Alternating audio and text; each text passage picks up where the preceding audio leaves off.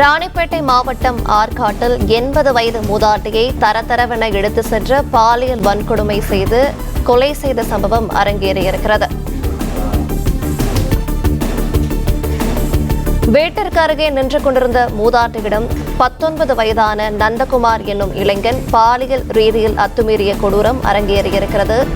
மது போதையில் இருந்த நந்தகுமாருக்கு உடன்பட மறுத்ததால் மூதாட்டியை கீழே தள்ளி தரதரவென எடுத்துச் சென்ற கொடூரம் அரங்கேறியிருக்கிறது.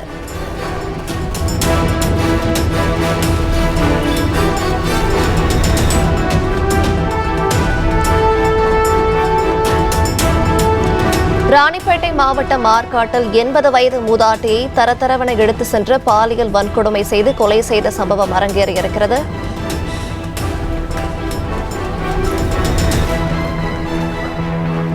கூடுதல் விவரங்களை செய்தியாளர் மார்டின் வழங்கிட கேட்கலாம். மார்டின், வணக்கம். இந்த சம்பவம் தொடர்பான விவரங்கள் என்ன சொல்லலாம்?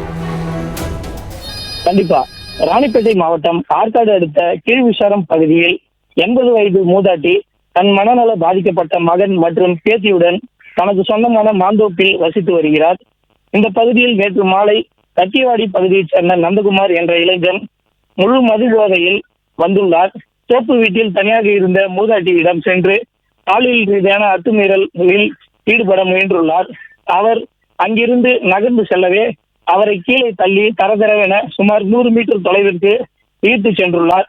இந்த காட்சியானது அங்கிருந்த சிசிடிவி இதுவில் பதிவாகியுள்ளது. மேலும் இந்த காட்சியை பார்த்தவுடன் அதிர்ச்சி ஏற்பட்டுள்ளது.